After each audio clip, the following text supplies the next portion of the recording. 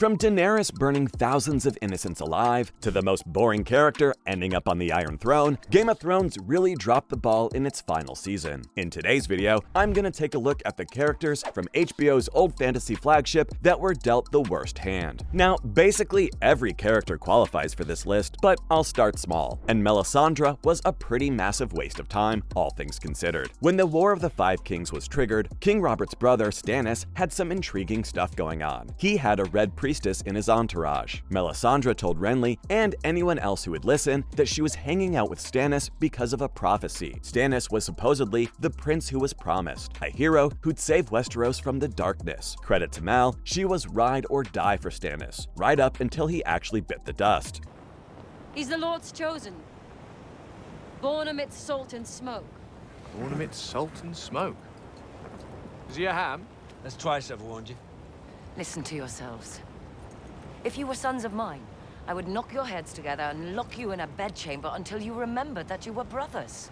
Though I'll have to rescind that credit because she made him burn Shireen at the stake before that. Once Stannis turned out to not be the prince, it was anyone's guess as to who it could have been. As the prophecy was in the Valyrian language, it didn't specify that the prince had to be a man. Jon Snow and Daenerys were for many reasons the most obvious choices. This brings us to Season 8, when the darkness in that prophecy finally came to Westeros. And through some half-baked explanation, it turned out that Arya was the prince. After being wrong for 8 seasons, Melisandre dies unceremoniously. While that end was pretty anticlimactic, I'm just getting started, cause Petyr Baelish really got the middle finger from the showrunners. In the early season of Game of Thrones, people were most drawn to the show's politics. Baelish, also known as Littlefinger, was basically the embodiment of that appeal. Starting from low-level nobility, Baelish schemed his way to the top. He managed to score a spot as the small council's master of coin, but that wasn't nearly enough for him. Let bygones be bygones.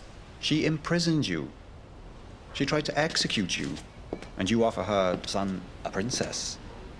For men in our position, holding grudges can be an encumbrance, don't you think? As chaos is a ladder, and he wanted to be on top. His machinations are what helped start the War of the Five Kings in the first place. On his quest to the Iron Throne, Littlefinger managed to become the power behind the power in the Vale. He also succeeded in doing the same in Winterfell. While in Winterfell, though, Arya and Sansa were reunited. After some tensions, the two of them decided to reaffirm their sisterhood by taking down Baelish. It's hard to buy that the two sisters could beat him at his own game when so many others have lost.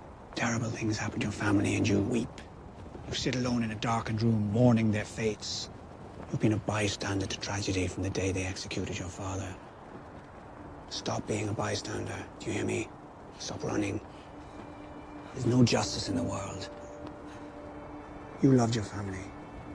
The writers clearly wanted to get him off the board as they raced towards the end. One slice to the throat, and Littlefinger was gone. Well, I guess if Baelish had made it out of Season 7 alive, he could have had a much worse fate. Just ask his rival, Varys. At least Littlefinger was a major character, and his motivations were easy to follow. Varys didn't get enough of a spotlight throughout the show for us to figure out what his deal was. Apparently, all he ever wanted was what was best for the realm, and he decided to back Dany for that reason. Well, Dany went off the deep end, gave Varys the Dracarys, and that was that. The fact that I can sum up Varys' entire story so quickly is proof that his character arc didn't just end badly. It seems that the showrunners never managed to use Varys to his full potential. I guess it was too much for them to manage having 3 schemer types in one show. Speaking of the 3 schemers, Tyrion got done the dirtiest from this bunch. Poor Tyrion Lannister was for a lot of people the best character in Game of Thrones. But when it comes to the smart guys of the series, he really got messed up the most in his writing. You see, Tyrion's deal was that being a dwarf, he was a disappointment to his father since birth. The fact that Tyrion turned out to be really intelligent and a political mastermind never made a difference to his dad.